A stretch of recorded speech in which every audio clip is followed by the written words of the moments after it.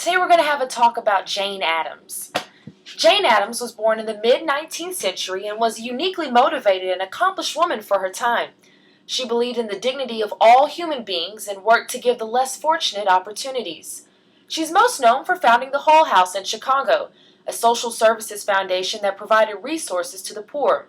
She was also a college graduate, an author, and an advocate for women's rights. She was a Nobel Peace Prize winner and a pioneer in the field of social work. Miss Addams played a large role in shaping the ideas of civic responsibility and the need to provide public social services to all.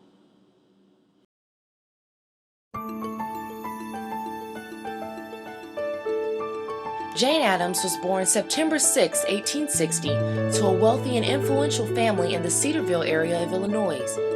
Jane was born the youngest of 8 children, but a series of tragic deaths in her family left only 4 of the children alive by the time Jane was only 8 years old. In addition to the deaths of her siblings, Jane also had to deal with the death of her mother when she was 2, leaving her to be raised mostly by her father. Jane grew up thoroughly enamored with her father and did everything she could to try to honor him and make him proud. When she was diagnosed with TB and Pott's disease, she developed several spinal problems that caused her to develop a negative self-image. Addams remembered feeling ugly as a child and not walking beside her father while he was in his Sunday best so that she wouldn't be an embarrassment to him. Despite these challenges, Addams was an avid reader in her early years and became very interested in the plight of the poor. Addams was also exposed early to a political side of the world, as her father became an influential member of the Illinois State Senate. One of Jane Addams' fondest childhood memories was reading over a personal letter that Abraham Lincoln sent to her father.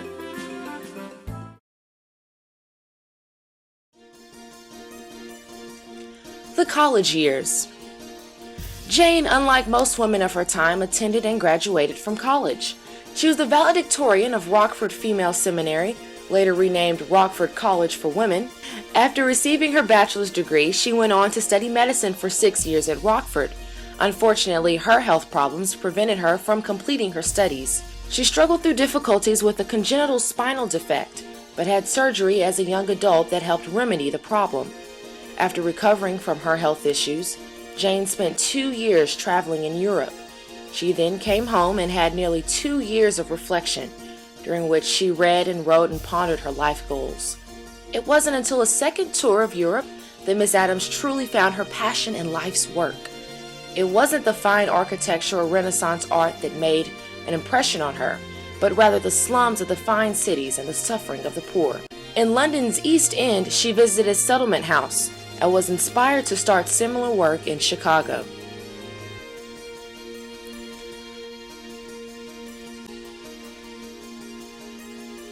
Social Christian movement. Samuel and Henrietta Barnett were the founders of the Toynbee Hall, the settlement house that inspired Jane Addams to social work.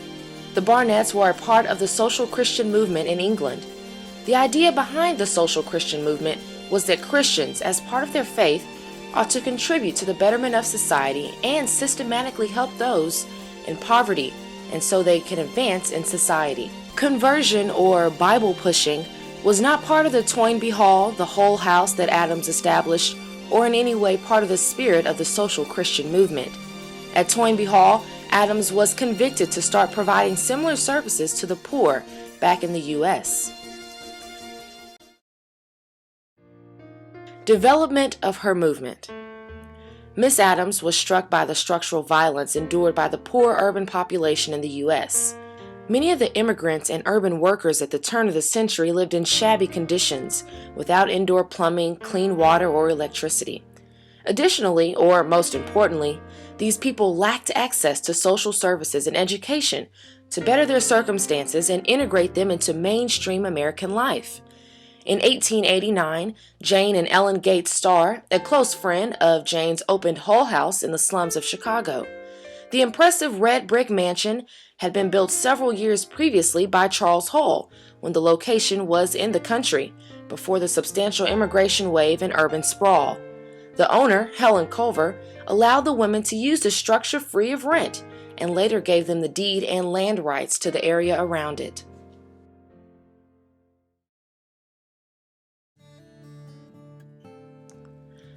The Hull House mission was to provide social and educational opportunities to working-class people in the area, who were mostly recent immigrants to the United States. The settlement started with just one large house and 2 society women, with a few limited programs. In a little over a year, the Hull House had 2,000 people participating in its programs every week. The foundation provided kindergarten classes, club meetings for older children, and evening classes and club meetings for adults. The first addition to the house was an art gallery.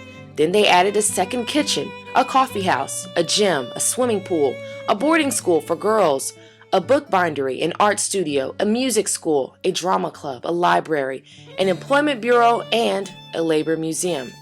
By 1911, 2 decades after the founding of the Hull House, 13 additional structures had been added to the complex. Addams was able to attract membership and help from other high society women.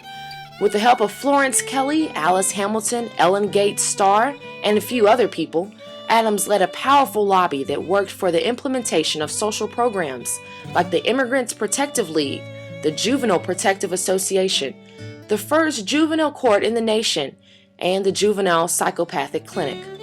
The women also lobbied for socially responsible legislation to protect women and children, like child labor laws and compulsory education laws.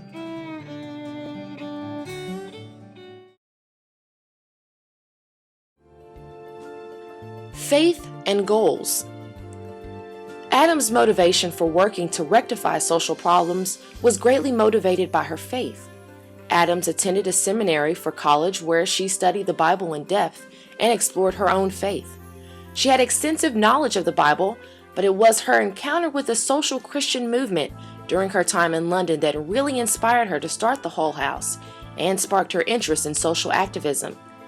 Addams believed that women were specifically called to help create a more equitable and peaceful world. She devoted her entire life to helping the social problems of American urban life and also worked for international peace. She wanted a world where people had opportunities for betterment and freedom from violence.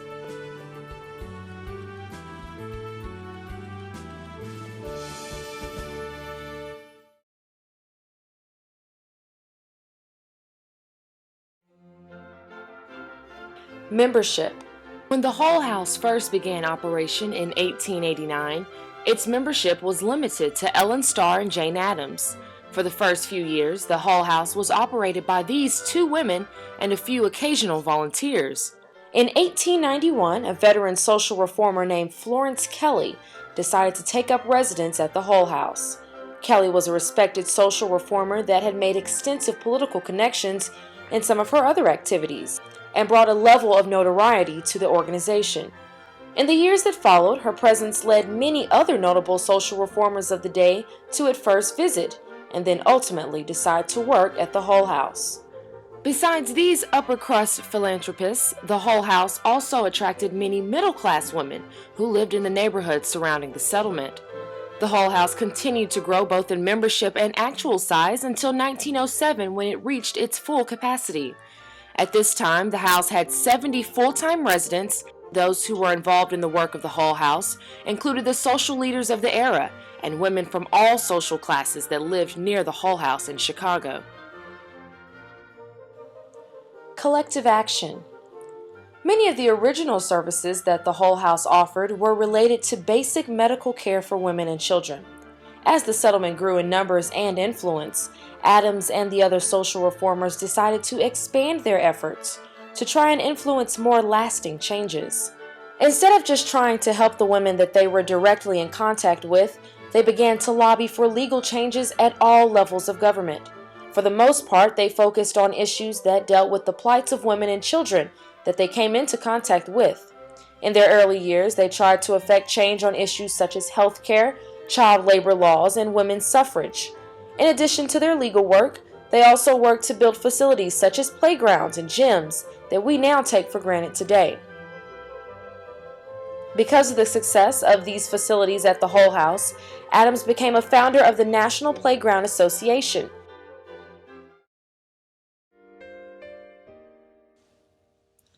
As Addams became a more visible person in civic matters, respect for her grew and she was given even more opportunities to impact public life.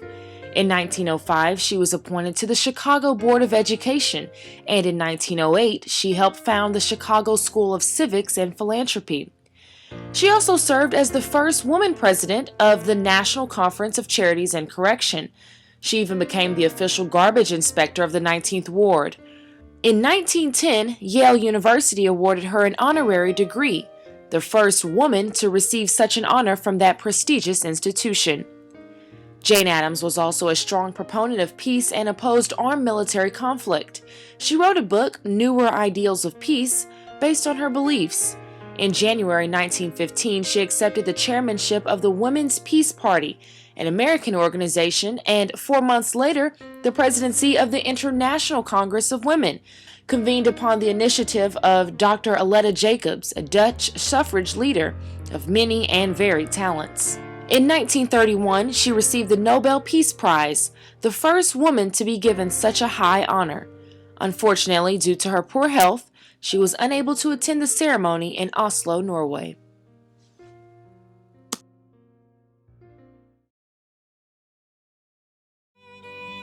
Method of communication.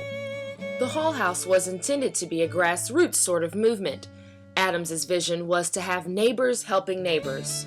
The settlement's primary goal was community outreach, and therefore the method of communication was primarily word of mouth. Communicating with the residents of the neighborhood and making their services known was easily done.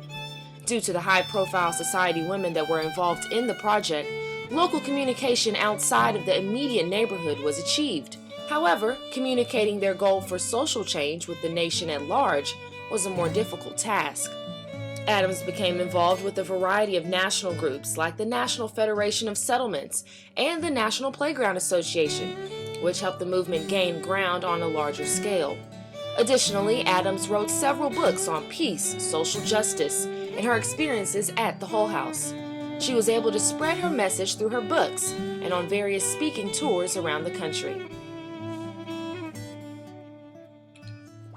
Constructive criticism. Jane Addams was a remarkable woman who accomplished many great things and devoted her life to the betterment of society. She was, however, human and not above reproach. Addams spoke out against military violence and even criticized U.S. involvement in World War I. In particular, Addams rebuked the idea of militaristic patriotism at a time when the U.S. was at war. Due to her publicly declared opinions, the Daughters of the American Revolution revoked her membership, and she lost good favor in public opinion.